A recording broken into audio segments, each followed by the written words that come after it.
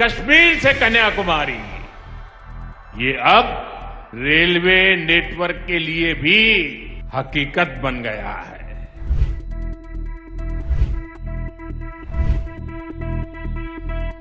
नमस्कार, आप देख रहे हैं यंग भारत न्यूज और मैं हूं आपके साथ ज्योति यादव। प्रधानमंत्री नरेंद्र मोदी ने जम्मू कश्मीर पहुंचकर बहुप्रतीक्षित चेनाब ब्रिज का निरीक्षण किया और इसका उद्घाटन भी किया, जो कि दुनिया का सबसे ऊंचा रेलवे आर्च ब्रिज है। इसी के साथ भारत के पहले केबल स्टेड रेल पुल अंजी पुल का भी उद्घाटन हुआ।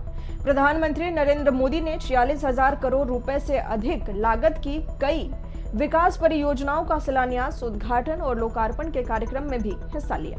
पर सबसे ज्यादा सुर्खियों में है चेनाब ब्रिज का उद्घाटन। चेनाब नदी से 359 मीटर की ऊंचाई पर स्थित है। यह स्टील आर्च ब्रिज पेरिस के मशहूर एफिल टावर से 35 मीटर ऊंचा और इसे आधुनिक इंजीनियरिंग का चमत्कार माना जा रहा है। यह पुल 1335 मीटर लंबा है, लेकिन इसके सुर्खियों में रहने की ये वजह काफी नहीं है। असली वजह है क्रेडिट का।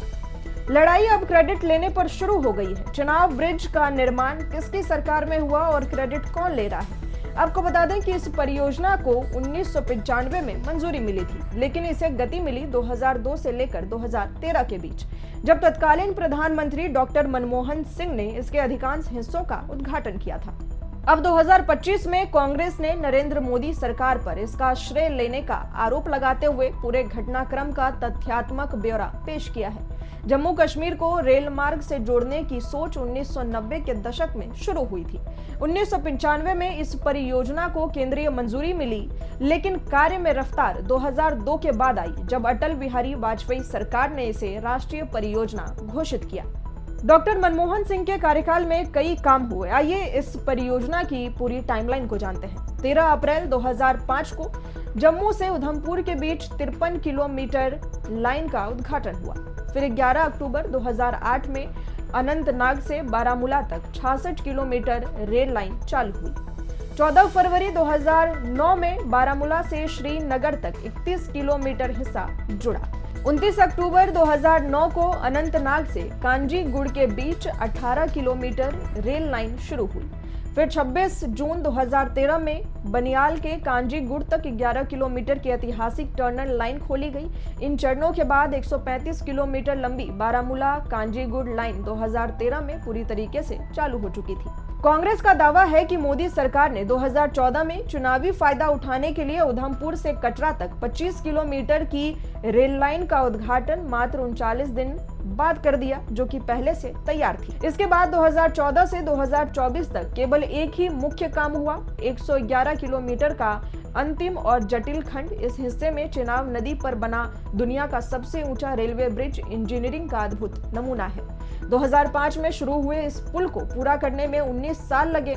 इसे कंक्रीट, स्टील और विदेशी विशेषज्ञों के सहयोग से पूरा किया गया।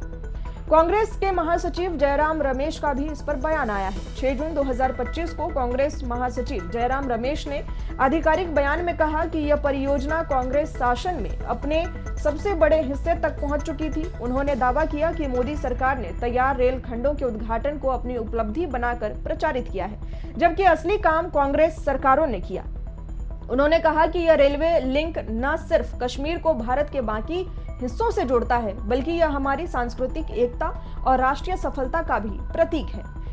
यूएसबी रेल प्रोजेक्ट केवल एक ट्रांसपोर्ट सुविधा नहीं, यह जम्मू कश्मीर के सामाजिक और आर्थिक विकास का आधार बन चुका है। इस लिंक के जरिए पर्यटन को बढ़ावा मिलेगा, व्यापारियों को माल ढुलाई में आसानी होगी और सेना को दुर्गम इलाकों तक तेज पहुंच मिल सकेगी।